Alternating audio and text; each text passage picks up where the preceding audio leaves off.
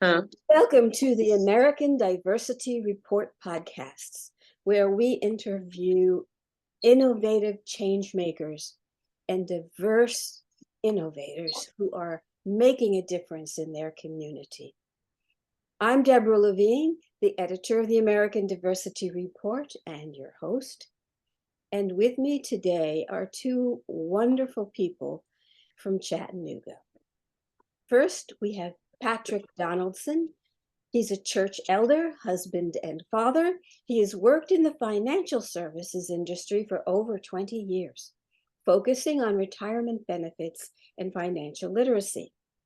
In addition to his Bachelor of Science degree, he has a Master's of Human Resources, holds a Tennessee insurance license, and is a FINRA Securities registered representative with Primerica Financial Services. He has volunteered his expertise to the Chattanooga community with hands-on education workshops at numerous local churches and recreation centers, as well as actively working with the Citizen Safety Coalition. That's Patrick.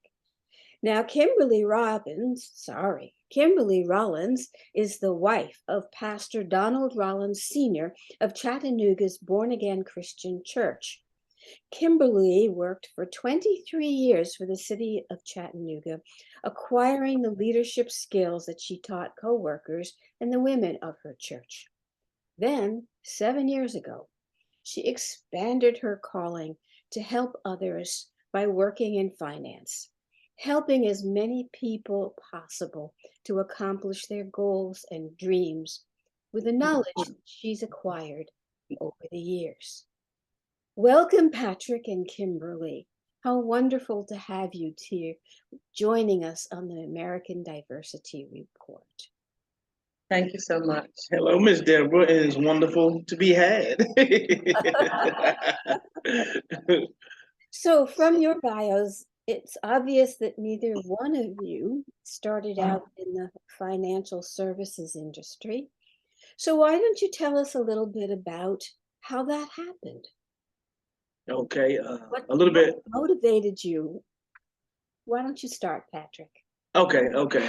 I'm sorry, I'm jumping the gun, but how it started for me, I've always had a desire, had an entrepreneur spirit for years, but I know I got, and so in a nutshell, tied into corporate America, and then I realized that, hey, I wanted more, and I want to educate people more about the different things that people didn't know, that people that look like me, that were not educated about finances. And that's one thing, that the common thing that I kept hearing is people just don't have education, and people, when they retire from after 30 plus years at work, they don't have enough money to stay retired. They end up going out, getting another job. And I'm like, what was the purpose of working those 30 and 40 years? That was for you to accumulate and save up money so you can live, as they say, ride off into the sunset or happily ever after. But I never saw that. So I just have a passion of helping people, making a difference in people's lives. So, and that's what, again, this industry was starving for people that look like me in this industry. And I saw it was a niche, and I'm good. I consider myself be a people person. I'm good with people. So it was a perfect fit. I love it. Kimberly, what about you? Well, I got started. The reason why is I was looking for something after I retired from the city of Chattanooga. I was looking for something to do. And I can say that it either fell in my lap or God put it there. But I really saw potential in helping people. And then when I first saw what they were doing, and I saw that it was a Christian-based organization, that really motivated me to learn more about the company and to get involved. So that is really why I got involved, because I wanted to incorporate it in ministry, because that's my foundation. Mm-hmm. So good work. Yes, ma'am. Yep. Wonderful. Tell me a little bit about the company that you just mentioned. Okay. Go ahead, Ms. Kim. Well, the company has been around since 1977. Mhm. They are on the New York Stock Exchange, listed under PRI, um, and they cater to middle income families. Mhm. We cater to middle income families. You know, with most financial companies, you have to have big bucks before they'll sit down with you. Mhm. And what we do, you know, to sit down with a family and help them, that is our number one goal. We're not looking for a paycheck. We're looking to sit down to help because the last thing that people need, that families need, is another bill. Right. Mhm. And so we do this, we put together something that's customized, complementary Mhm. to help them. And it's up to them whether they want to move forward. But what we do, we don't charge anything for it. We do it and, you know, we sit down with them and hopefully they can use and they can see because of what we're doing, we can earn their business just based on because we're trying to help. Mhm. You know, we're not trying to come in and make another bill with a family. We're just trying to help them get out of debt because most people, they can't do anything because they have so much debt. Right. And so that's what we do. We take an educational approach to what we do to Mhm. try to help families. Mhm. So, what kind of teaching and education does that require? What do you do?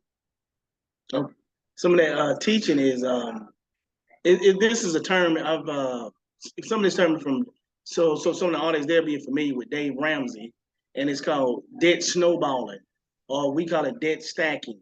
Meaning, like for example, if somebody have, let's say they had 3 bills and each bill was $50, but what about once you pay that one bill off, now you got that extra $50.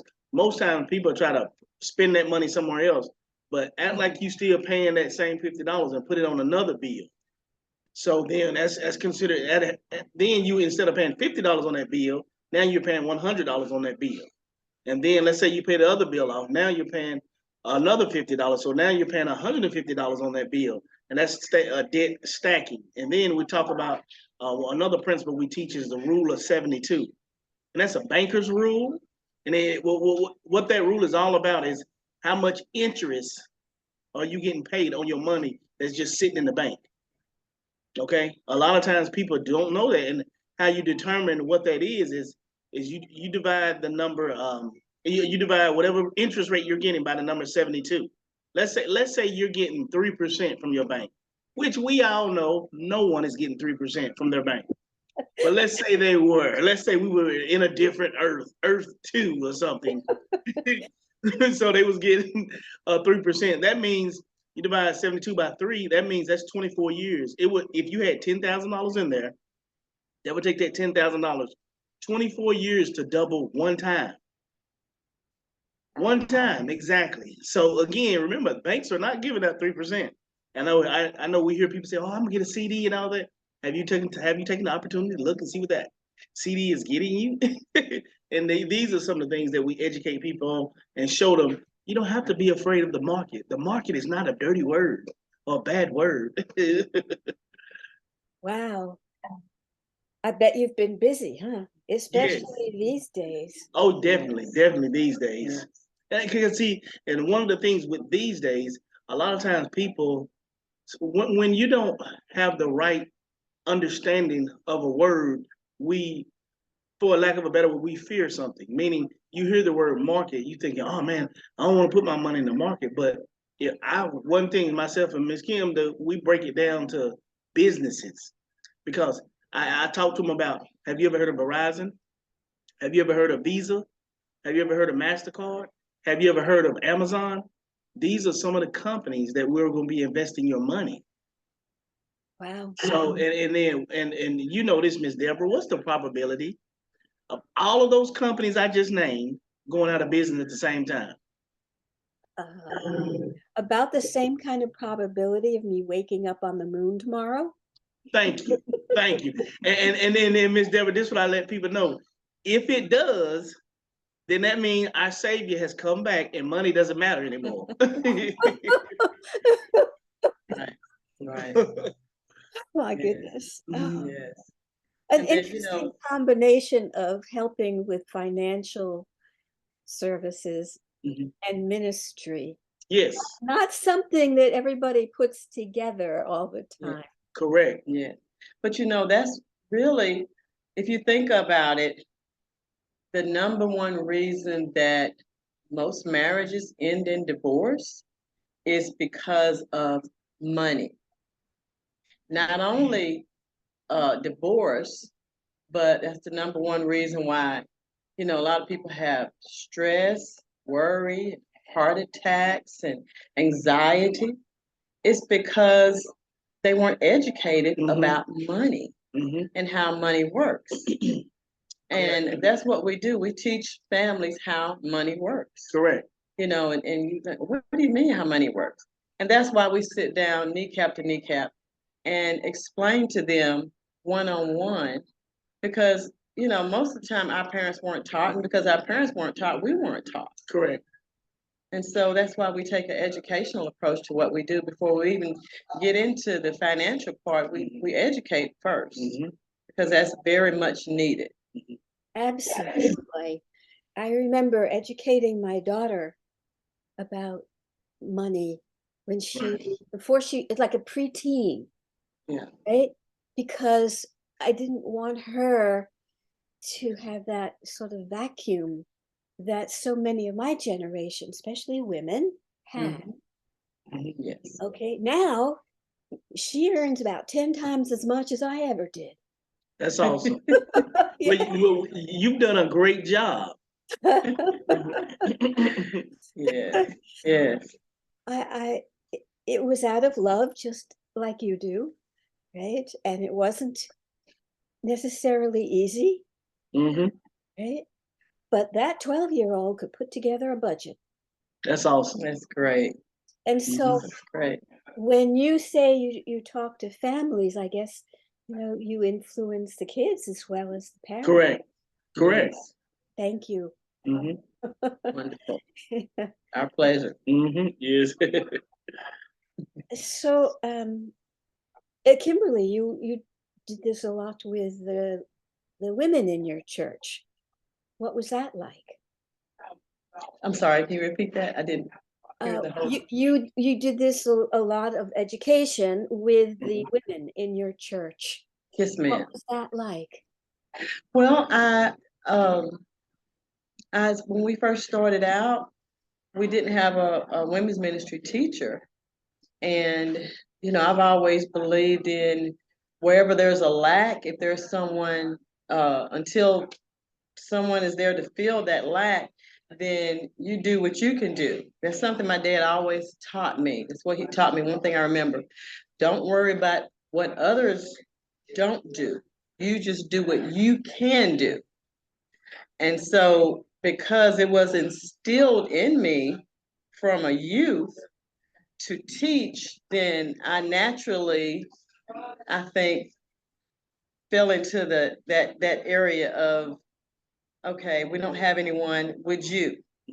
And it's just because I've always had a voice, um, and I've never really been scared. I think the first time I sung a song, I was shaking, and after that first time, it left. So that was ages ago. So I'm past stage fright. But really, you have to know what you're talking about, Hmm.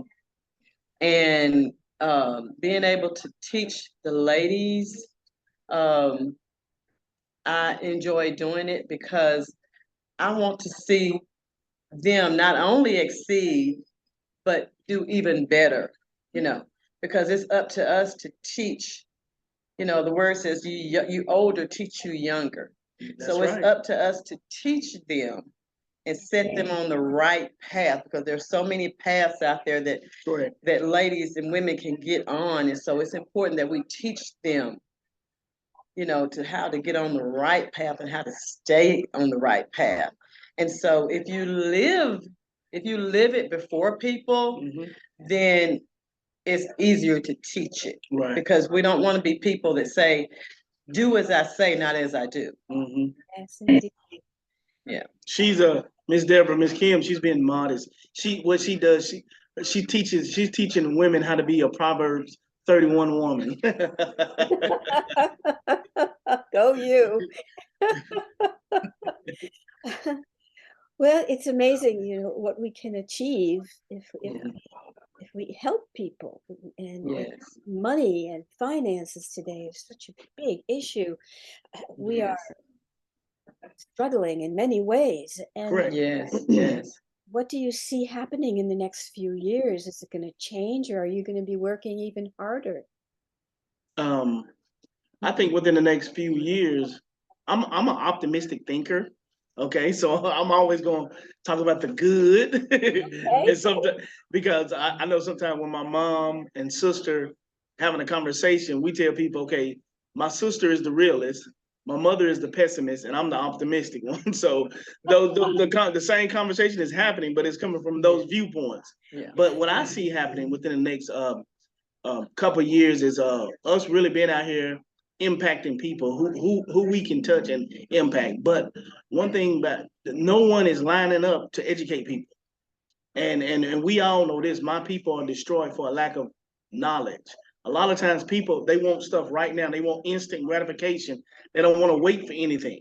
So with that being, and based on what we've seen, I mean, people are people. People are people. Yeah. So again, I'm optimistic. We gonna ramp it up because I know COVID put a damper on a lot of things where we couldn't meet with people. But one thing it did improve us on, it improved us to be able to do something like this. I mean, be on a Zoom. I remember when COVID first happened, Miss Deborah, I resisted Zoom because I was like, how can you be genuine talking through a video? And Right. I'm more of a one-on-one, sit in your face so you can feel my energy. But but again, like I said, I'm optimistic. And one of the goals that myself and Miss Kim have is we want to touch every state that touches Tennessee. We want to impact every state and there are 8 states that touch Tennessee. So we want to impact them, but now and then we want to impact our community, our city, our state, and other states. Wow. And By then the way, I have news for you. We can feel your energy right through the Zoom. oh yes, oh yes. But I just wanted to add on what he said about knowledge. You know, yes, knowledge is power, but applied knowledge. Correct. So we need to take the knowledge that we have learned and we need to apply it Mhm. because it doesn't do any good Not for to us hear to it. get the information Mhm. and then not apply it. Correct. So, it's applied knowledge. And so that is what we aim to teach is to not only give you the tools, Mhm. but show you how to apply them, Mhm. and walk with you step by step Correct. during the process. Correct. And it's the same way, Miss Deborah, what Miss Kim saying, how Jesus did with the disciples. He walked with them. He didn't just tell them what to do, he walked with them. And Miss Kim talking about don't be just a hearer of the word, be a doer.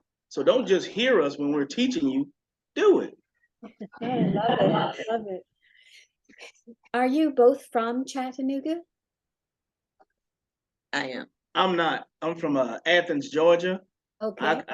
I came up here many moons ago, back in '92, to play football at UTC. End up staying, married, 4 kids. This is home now, though. Yeah. Imagine it is. Yeah. So the African American community in Chattanooga, has historically had quite a bit of segregated neighborhoods, and that's Mhm. changing now. And everything, of course, in Chattanooga is changing as it's become this sort of global economic hub, Correct. right? So, what do you see in the African American community happening, particularly economically, and how they're dealing with this? Because people may have, as you know, grown up with no knowledge whatsoever, and then all of a sudden, we've got all these industries and manufacturers and IT Correct. companies. I mean, it's wild. Hmm. Hmm. Well, economics, is the supply and how we get the goods to people. And so doing it from my perspective is always going to be in a biblical way, Hmm. trying to get this information out. And so what I would like to do is go into different communities, maybe go into churches and go into community centers at apartment complexes and different locations and go in and have some meetings and sit down with in the neighborhoods and have some neighborhood meetings and get this information out there so that we can be as much a help as we can. We don't want to, be like you can't reach us. We want to be able to be reachable, not only teachable but reachable. So that is our goal, to get out there, and that's why we're glad we're able to do this with you, so they can put a voice or a face with a voice, and we can get out there and educate the community and as many people who will listen. Because that's also one of our problems is we don't take time to listen. Correct. We need to stop and listen. And we live in a microwave world. Yes. And so if people would just stop long enough to listen and receive some knowledge. And then what Miss Kim said, and then you say in our communities, I look at our industry and the world for that matter, the world they're raising up people to be ADHD because you constantly got your phone, everything is pulling for your attention. So and you like you said, everything is pulling for your attention. So you have to we can't have impact unless we have contact. And that's what Miss Kim was saying, is being out there and being involved. And then in our community, one thing I realized, some of us in the African American community, we make a lot of money compared to what our grandparents probably made. But one thing I can say, my grandmother always had money though. I'm drawn in. I had to apologize to my kids because I gave them a spirit of spending. They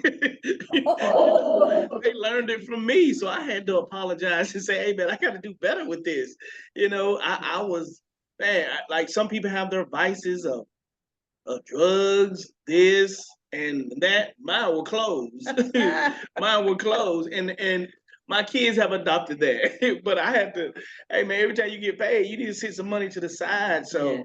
But that's so we have to take the time. We gotta, just like you did, you trained your train a child in the way they should go. And just like you said, it's not gonna be easy. Training is never easy. So yes. And that's one of the financial concepts too that we teach, about pay yourself first. Yes. And we're gonna look at it in the biblical way, is you pay your tithes first and then Correct. Pay yourself first. Correct. But it comes with teaching. If you have debt, then you first have to get out of debt before you can do either. Correct. Yeah. Well, my daughter was going to be bat mitzvahed at age 17. And okay. My father, her grandfather, said he was going to give her $100 for a gift. Okay. And I told my daughter, you can't have that $100 till you cough up a budget for what you're going to do with it.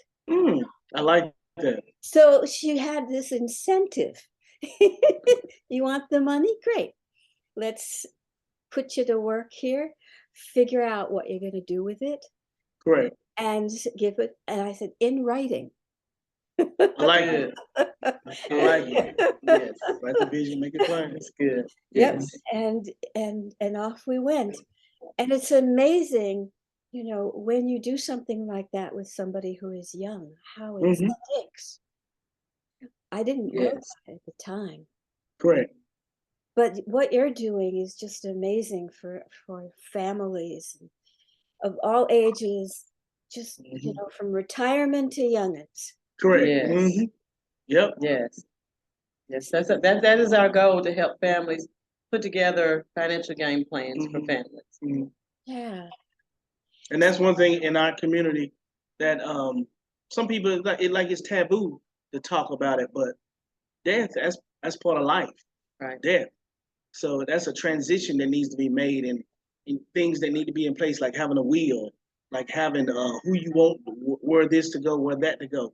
You can't just put your head in the ground like an ostrich.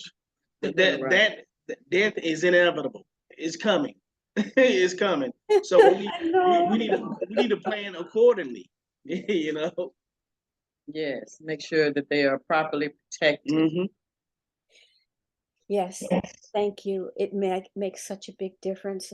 Although I will say, years ago, when my father said, "Watch for the mail," and in the mail I got a copy of his will, Mm. kind of freaked out. Right. What? Right. I said, well, hopefully it won't go into effect for many, many more years. Right. That's right. Right. But Yes, Mm-hmm. yes, ma'am. that was a military man, intelligence Yes. officer at work, right? Awesome. And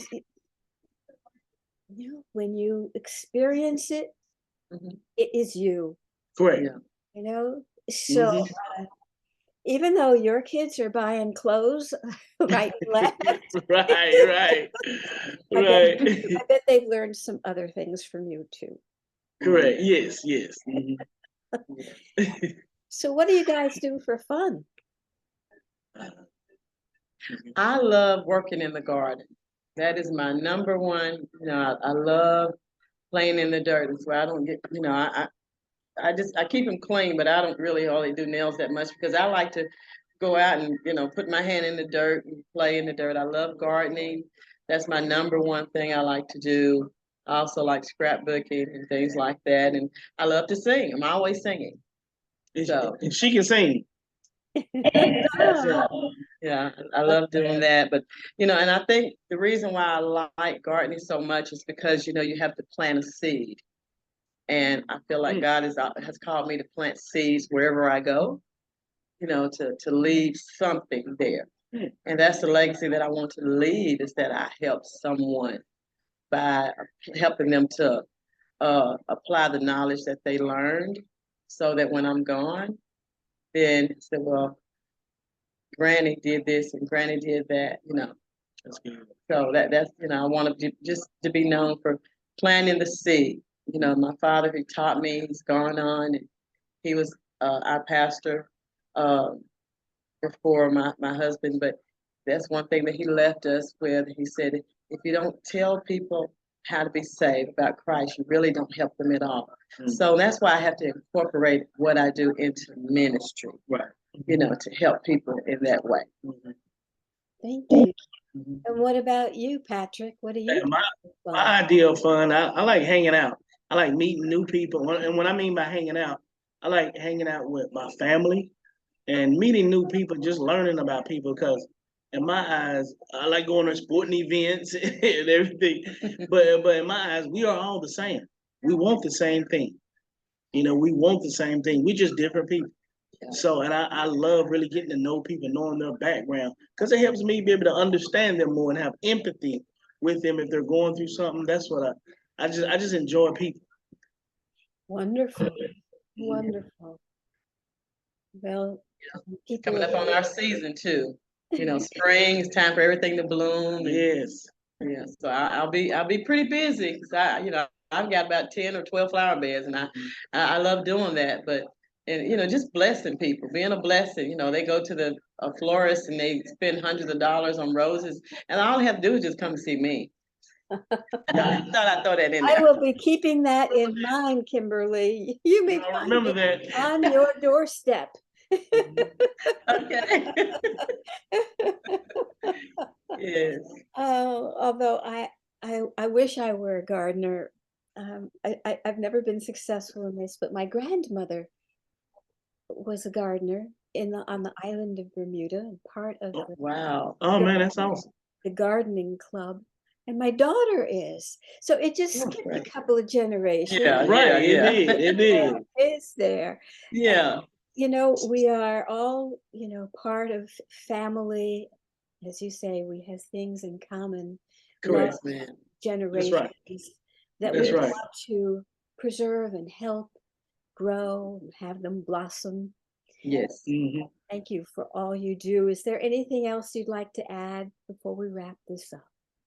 One of the things I like to add, and Miss Kim, I want her to share her information, but I know ways where people can get in touch with me is thefinancialsensei@gmail.com, or they're listening to this, they can know what your taglines are and everything to be able to get in touch. But mine, like I said, is spelled out thefinancialsensei@gmail.com. Just if they had more questions and they want clarification on some things that we talked about, because there's a lot more we didn't share, but that's Okay. Okay.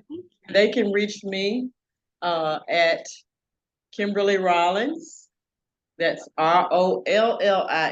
Kimberly Rollins at Kimberly Rollins at epbfi.com. I have too many emails. But Kimberly Rollins at epbfi.com. And I'll be glad to sit down and set up a time we can get together. Hop on Zoom. Wonderful. It's wonderful. Thank you both for all that you do for Chattanooga and for families and friends, and it's inspiring. Yes. I'm going to go check my legacy files to make sure that I have them up to date for the kids. Maybe send them in a letter and freak them out. Okay. Great. They'll get over it, right? yes. Yes. Mama, what is this? Yeah. I love it. So I just thank you so much for all that you do. And audience, Thank you. thank you for tuning in. I'm sure you'll be inspired by this, and you'll be able to make comments on the Facebook. Sorry, I will put this on Facebook as well as on the American Diversity Report. You'll be able to make comments both places, Okay. and we'll follow up. And I'm sure that we'll run into each other sometime in the near future. Yes, Yes, yes. yes. We thank you so much for the opportunity Yes, and we to do. talk with you today. Mhm. A pleasure. The American Diversity Report has been around now for 16 years, Awesome. making a difference in the community. That's wonderful. Things like this with you. All right. Thanks again, and take care. Thank you. Okay.